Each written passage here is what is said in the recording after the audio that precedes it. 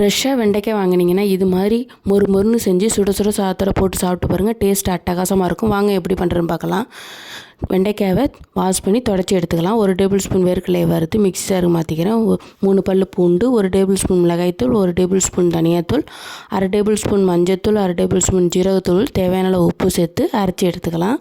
கடாயில் 2 table spoon எண்ணெய் சேர்த்துக்கிட்டு கட் பண்ணி வச்சுருக்க வெண்டைக்காயை சேர்த்துக்கிறேன். இது ஆஃப் குக் ஆகிற வரையும் வதக்கி எடுத்துக்கலாம். அதே கடாயில் 2 டேபிள் ஸ்பூன் ஆயில் சேர்த்துக்கிட்டு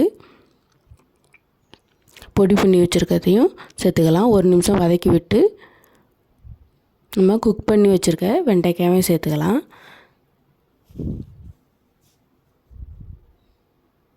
இது லோ ஃப்ளேம்லேயே வச்சு 5 to 6 மினிட்ஸ் நல்லா குக் பண்ணி எடுத்தால் சூப்பரான வெண்டைக்காய் வறுவல் ரெடி. சுட சுட சாதத்தோட, ரசம், தயிர் சாதத்தோட பக்கான காம்பினேஷனாக இருக்கும். நீங்கள் ட்ரை பண்ணி பாருங்கள். தேங்க்யூ.